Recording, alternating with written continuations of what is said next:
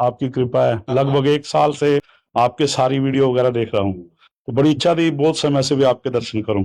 बस इतनी कृपा कीजिए भी नजदीक भगवान के और ज्यादा हो जाए। कोई भी सिमरन आप जैसे भी आप कोई बताएं कि भी जिससे नजदीक हो जाए। देखो, हम इतना जानते हैं कि अगर गुरु वाणी पर दृढ़ निष्ठा कर लोगे तो गुरु ग्रंथ साहब इतने समर्थ है कि आपकी फतेह कर देंगे, ये पक्का समझो। हम मतलब इस बात पर बहुत श्रद्धा रखते हैं कि जो अपने गुरुदेव की वाणी पर चलता है उसे माया परास्त नहीं कर सकती। गुरु ग्रंथ साहब साक्षात गुरु स्वरूप है। खूब वाणी गायन कीजिए और चिंतन कीजिए। गुरु ग्रंथ साहब में बड़े बड़े महापुरुषों के अनुभव हैं, आप उनको चिंतन कीजिए तो आपका हृदय गुरु ग्रंथ साहब के प्रभाव से जब प्रभावित होगा ना तो फतेह ही हो जाएगी। काम क्रोध लोभ मोह मद मत्सर माया ये गुरु वाणी के प्रभाव से भाग जाएंगे, हृदय को आकर्षित नहीं कर पाएंगे। पर एक सिद्धांत, जितना तुम दूसरों को सुख दोगे उतना ही गुरु साहब प्रसन्न होंगे, क्योंकि गुरु साहब सबके हृदय में बैठे हुए, ये ध्यान रखना है। ले बेटे, अखंड मंडलाकारम व्याप्तम येन चराचरम। देखो, संतों की महिमा इस बात में प्रकाशित होती है कि जो संतों पर चोट किए उन्होंने उनका मंगल कर दिया, गाली देने वाले को भी उसके पाप नष्ट कर दिए। कष्ट दिया जा रहा है उसका मंगल मना रहे, बस इसीलिए संतों की विशेष महिमा हो गई। जो सही दुख पर छिद्र दुरावा बंदनी जही जग जस पावा मुद मंगल में संत समाजू जो जंग जंगम तीर्थ राजू।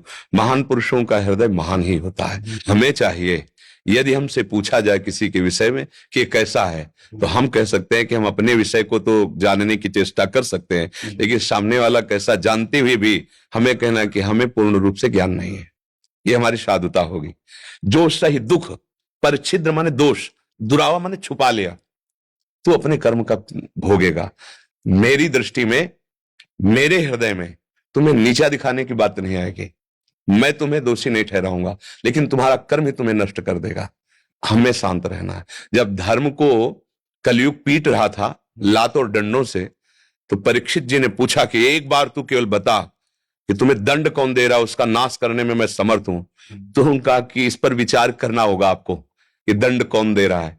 कभी कभी तो शास्त्र आज्ञा कहती कि कर्म ही दंड देता है, कभी कहता भ्रम से ऐसा लगता है मुझे कोई दुख दे रहा है, कभी कहता है काल। तो अब आप ही विचार कर, तो समझ गए कि ये धर्म बोल रहा है, क्योंकि धर्म दूसरों को दोषारोपित नहीं करता है।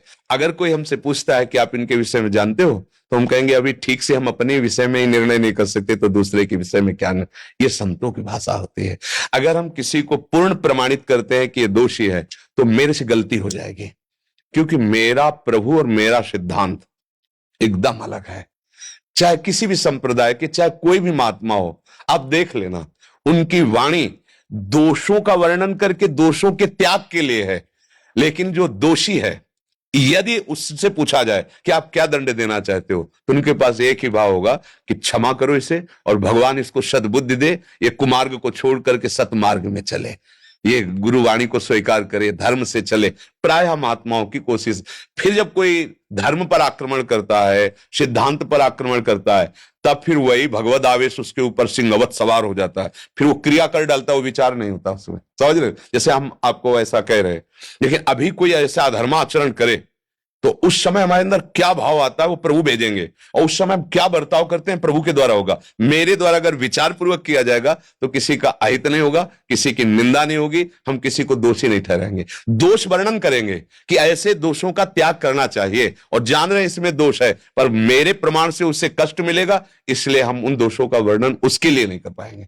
ये हमारी साधुता का सिद्धांत है। आपको इसमें कोई संशय नहीं? तो अपने लोग उसी मार्ग में, चाहे जो भेष हो, चाहे जो मार्ग हो, है तो हमारे ईश्वर का ही मार्ग, हमारे गुरु का ही तो मार्ग है। हम एक ही मार्ग के पथिक है। तो हमें लगता है कि हमें ऐसे चलना चाहिए जैसे हमारे गुरुजन चले। गुरु ग्रंथ साहब का आश्रय लेकर आगे बढ़ो।